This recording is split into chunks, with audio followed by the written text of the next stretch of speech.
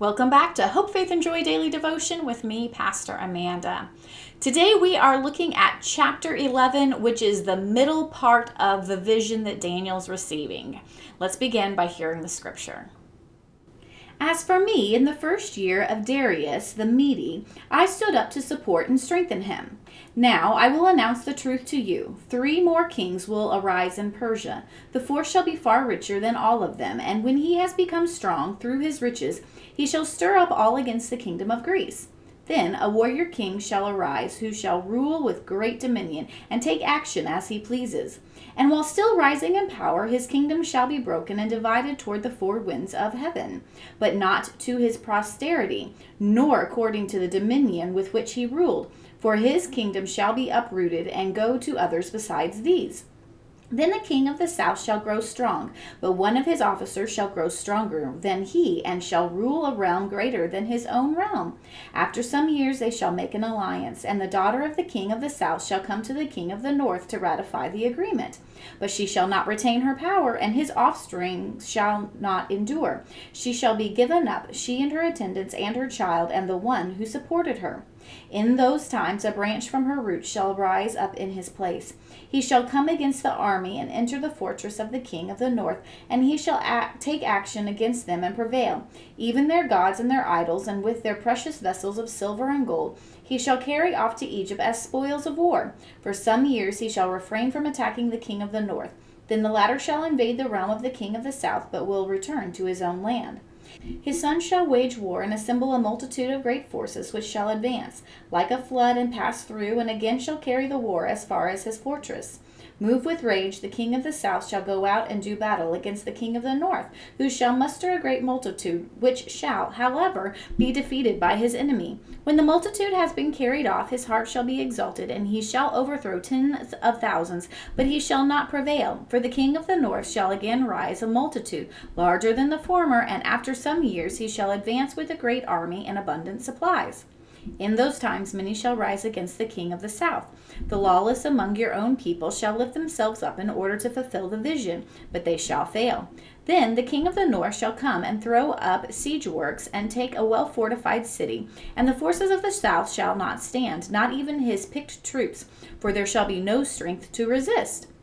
But he who comes against him shall take the actions he pleases, and no one shall withstand him. He shall take a position in the beautiful land, and all of it shall be in his power. He shall set his mind to come and the strength of his whole kingdom, and he shall bring terms of peace and perform them. In order to destroy the kingdom, he shall give him a woman in marriage, but it shall not succeed or be in his advantage. Afterward he shall turn to the coastlands and shall capture many. But a commander shall put an end to his insolence. Indeed, he shall turn his insolence back upon him. Then he shall turn back toward the fortress of his own land, but he shall stumble and fall and shall not be found. Then shall arise in his place one who shall send on an official for the glory of the kingdom. But within a few days he shall be broken, though not in anger or in battle. In his place shall arise a contemptible person, on whom royal majesty and not been conferred, he shall come in without warning and obtain the kingdom through intrigue. Armies shall be utterly swept away and be broken before him, and the prince of the covenant as well. And after an alliance is made with him, he shall act deceitfully and become strong with a small party.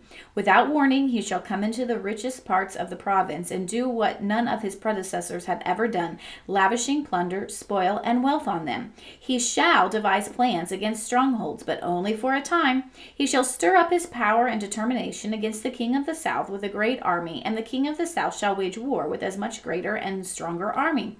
But he shall not succeed, for plots shall he devise against him by those who eat of the royal rations. They shall break him. His army shall be swept away, and many shall fall slain. The 2 kings, their minds bent on evil, shall sit at one table and exchange lies. But it shall not succeed, for there remains an end at the time appointed. He shall return to his land with great wealth, but his heart shall be set against the holy covenant. He shall work his will and return to his own land. At the time appointed he shall return and come into the south, but this time it shall not be as it was. For ships of Kittim shall come against him, and he shall lose heart and withdraw. He shall be enraged and take action against the holy covenant. He shall turn back and pay heed to those who forsake the holy covenant. Forces sent by him shall occupy and profane the temple and fortress. They shall abolish the regular burnt offering and set up the abomination that makes desolate. He shall seduce with intrigue those who violate the covenant, but the people who are loyal to their God shall stand firm and take action. The wise among the people shall give understanding to many. For some days, however, they shall be put to sword and flame and suffer captivity and plunder. When they fall victim, they shall receive a little help, and many shall join them insincerely. Some of the wise shall fall, so that they may be refined, purified, and cleansed until the time of the end, for there is still an interval until the time appointed. The king shall act as he pleases. He shall exalt himself and consider himself greater than any god, and shall speak horrendous things against the God of gods.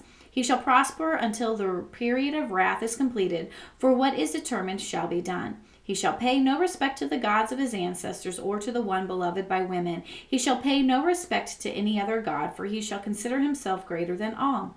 He shall honor the God of fortresses instead of these, a God whom his ancestors did not know. He shall honor with gold and silver, with precious stones and costly gifts. He shall deal with the strongest fortresses by the help of a foreign god. Those who acknowledge him he shall make more wealthy, and shall appoint them as rulers over many, and shall distribute the land for a price. At the time of the end, the king of the south shall attack him, but the king of the north shall rush upon him like a whirlwind, with chariots and horsemen and with many ships. He shall advance against countries and pass through like a flood. He shall come into the beautiful land, and tens of thousands shall fall victim. But Edom and Moab and the main part of the Ammonites shall escape from his power. He shall stretch out his hand against the countries, and the land of Egypt shall not escape. He shall become a ruler of the treasure of gold and of silver, and all the riches of Egypt, and the Libyans and the Ethiopians shall follow in his train. But reports from the east and the north shall alarm him, and he shall go out with great fury to bring ruin and complete destruction to many. He shall pitch his palatial tents between the sea and the beautiful holy mountain.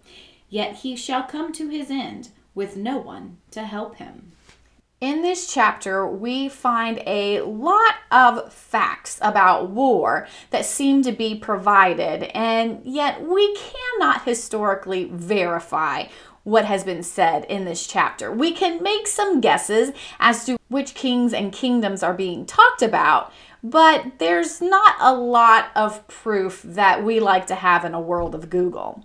Now, towards the end of this chapter, the message speaks about the end of the kingdom. And it is important to recognize that this book of the Bible is considered to be apocryphal, meaning that it speaks about the end. But it's also important to recognize that it is talking about an end of an age. It is the end of a certain way of life. It is not the end of all humanity. All of us have experienced this. It is not the dramatic fiction that we find in the Left Behind series, but the constant change of time that we experience, especially in our culture. For example, there was a time before TV. There was a time before phones. There was a time before the cell phone. And yes, there was even a time before FaceTime. It actually wasn't that long ago when cartoons were thinking about FaceTime when it hadn't even happened yet. We are no longer living in the world the way we did before. And that means that we have experienced the end of times. Yes, this message needs to cause us to be cautious and to recognize the dangers that might lie ahead, but it is not the end of all of creation. This chapter invites us to keep a cool head in the midst of devastating news.